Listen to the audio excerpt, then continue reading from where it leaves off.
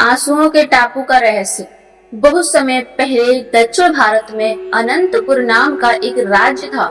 चारों ओर हरियाली, नदियां और पहाड़ थे। वहां के राजा राजेंद्र देव न्यायप्रिय और दयालु थे। उनके 3 बेटे थे, आर्यन, विक्रम और सूर्याश। राजा समृद्ध था, जानता खुश थी जनता खुश थी, लेकिन समय का पहिया कभी स्थिर नहीं रहता। बुढ़ापा धीरे धीरे राजा पर हावी होने लगा। एक दिन उन्हें एहसास हुआ कि उनकी आंखों की रोशनी कमजोर हो रही है। शुरू में उन्होंने ध्यान नहीं दिया, लेकिन धीरे धीरे अंधेरा पड़ता गया। जल्द ही वे लगभग देख नहीं पा रहे थे। राज्य के सभी वैद्य, चिकित्सक और तांत्रिक बुलाए गए, लेकिन कोई इलाज नहीं मिला। एक दिन महल के द्वार पर एक रहस्यमय साधु आया। उसकी आंखों में गहराई थी और स्वर में अजीब थी, शांति थी। उसने कहा, राजन, आपकी आंखों की रोशनी सिर्फ सोई हुई रानी के नगर की चमकदारी कुएं के जल से लौट सकती है, लेकिन वहां तक पहुंचना आसान नहीं है। वहां वही पहुंच सकता है जिसके हृदय में छल, अभिमान और स्वास्थ्य का लेस भी ना हो।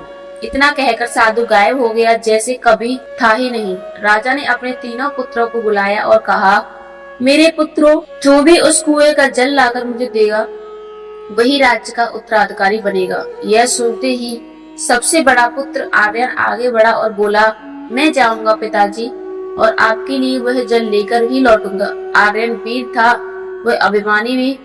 उसने अपने जहाज पर सवार होकर समुद्र की यात्रा शुरू की। कई दिनों की यात्रा के बाद वह एक सुंदर टापू पर पहुंचा। वहां का वातावरण स्वर्ग समान था। सुगंधित फूल, स्वर्णिम वृक्ष और एक भव्य महल। महल की रानी मालिनी ने उसका स्वागत किया। उसकी सुंदरता को देखकर आर्यन मंत्रमग्न हो गया। कुछ दिन बाद ही वह रानी के प्रेम में पड़ गया और पिता का वचन भूल गया। वह वहीं रहने लगा, सुख और ऐश्वर्य में डूब गया।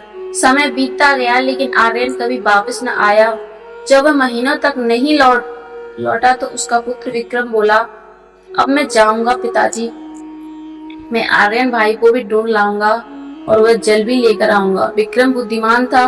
वह अंदर ही अंदर उसे भी राज्य पाने की लालसा थी। वह भी उसी दिशा में निकला और उसी टापू पर पहुंचा। वहां उसे मालिनी की बहन रत्निका मिली। वह और भी सुंदर, आकर्षक और मोहक थी। विक्रम भी उसके प्रेम में पड़ गया।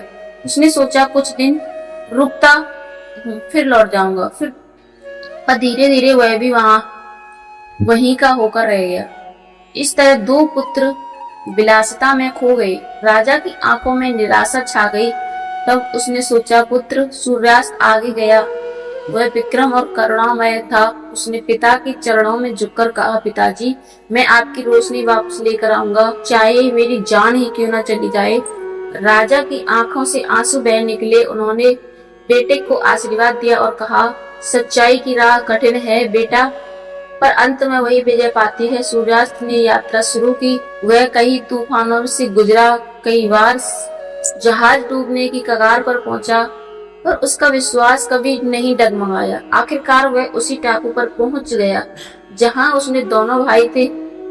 उसने उन्हें खोज निकाला। दोनों विलासिता में डूबे थे। उन्होंने कहा, सूर्यास्त, यहाँ स्वर्ग है, धन और सुंदरता और सुख सब कुछ है, क्यों अपनी जान दांव पर लगाते हो। सूर्यास्त ने मुस्कुराते हुए कहा, भाइयों, जो सुख केवल खुद के लिए हुआ सच्चा सुख नहीं। मेरा कर्तव्य अपने पिता की आंखों की रोशनी लौटाना है।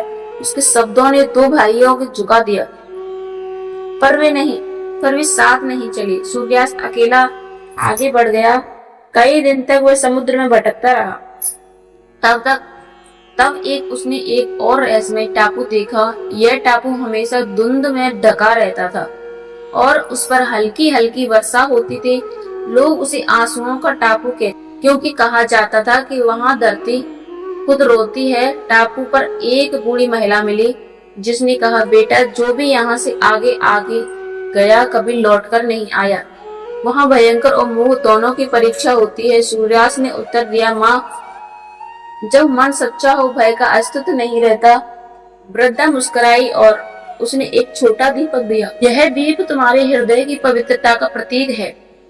जब तक यह जलेगा, तुम सही राह पर हो। अगर यह बुझ गया तो समझना तुम खो गए। सूर्यास्त ने दीपक को संभाल कर आगे बढ़ा।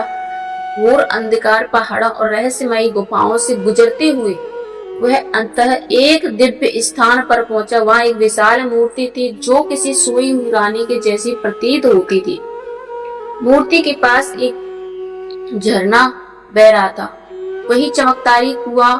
जब सूर्यास्त ने जल भरने के लिए हाथ बढ़ाया, एक दिव्य स्वर गूंजा, रुको, इस जल को पाने के लिए तुम्हें अपने सबसे प्रिय का त्याग करना होगा। सूर्यास्त ने बिना एक पल सोचे दीपक उस झरने के पास रख दिया। दीपक की लौ में ऊपर उठी और जल में समा गई। क्षण जल सुनहरा हो गया और पात्र अपने आप भर गया। वह आवाज फिर आई, तुम्हारा हृदय निर्मल है, यह जल तुम्हारे पिता की आंखों में फिर से प्रकाश लाएगा। सूर्यास्त मन नम होकर लौटा। रास्ते में उसने अपने दोनों भाइयों को पाया जो पछतावे में डूबे थे।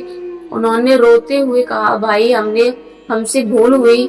सूर्यास्त ने कहा, जो गलती मान लेता है वह सच्चा विजेता है। तीनों भाई महल लौटे। सूर्यास्त ने जल पिता की आंखों में डाला।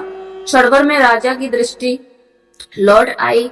राजा ने कांपते स्वर में कहा, बेटा अब मैं देख सकता हूँ, लेकिन सबसे पहले मैं तुम्हारा निर्मल हृदय देख रहा हूँ।